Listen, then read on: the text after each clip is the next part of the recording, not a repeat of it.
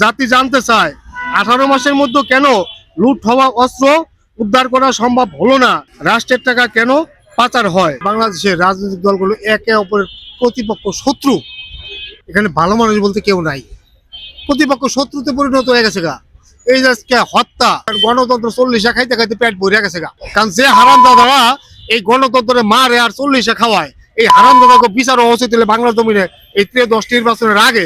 আমি কোনো দলও দেখি না, ব্যক্তি দেখি না, কারণ এই যারা নির্বাচনের সাথে জড়িত তারা প্রত্যেকে হইলে লুটতরাজকারী, চোর, সন্ত্রাসবাদী, মাদকের সাম্রাজ্য গড়ে তুলে। কারণ এদের যদি কর্মকাণ্ড আমরা ওইভাবে দেখি তাহলে তারা সিলেক্ট করবো, তারাকে কাউরে সিলেক্ট করতে পারি না। 5ই আগস্টের পরে যে হত্যাগুলো হইতেছে, এর বিচার করতেছে হত্যাগুলা, এটা আমি সম্পূর্ণরূপে মানে দুইজনকে দায়ী করব।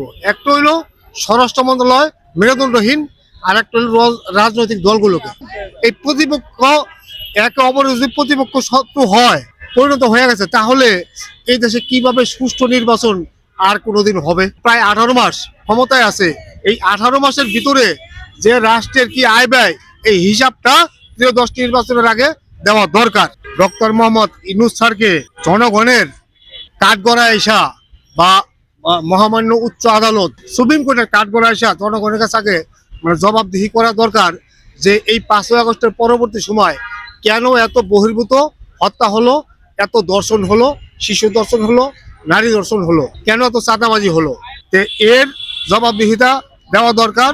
জাতি জানতে চায় উচ্চ আদালতের মাধ্যমে বাংলাদেশের প্রত্যেক রাজনৈতিক দলগুলোর কেন্দ্রীয় নেতাদের নিকট হইতে প্রশাসনের লোকগুলোকে কেন দলীয়করণ করা হয়।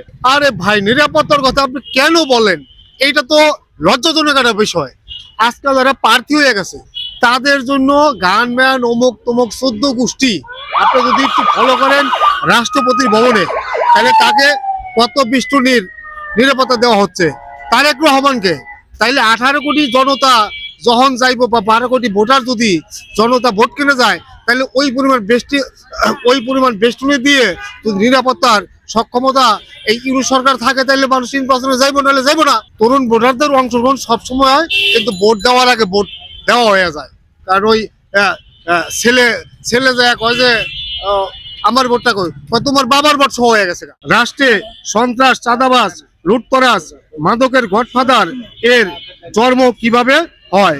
সরকার ক্ষমতাচ্যুত হলে ওই সরকারের প্রধান মন্ত্রী সহ অসংখ্য এমপি, মন্ত্রী, অসংখ্য নেতা কর্মীর বিরুদ্ধে দুর্নীতি, মাদক, সন্ত্রাস, চাঁদাবাজ ও টাকা পাচার বিভিন্ন রকমের মামলা হয়ে থাকে। অনেকেই দেশ ত্যাগ করে, অনেকেই বাড়ি ঘরে থাকতে পারে না। মানে এরকম অবস্থা কেন হয়, এটা জাতি জানতে চায়।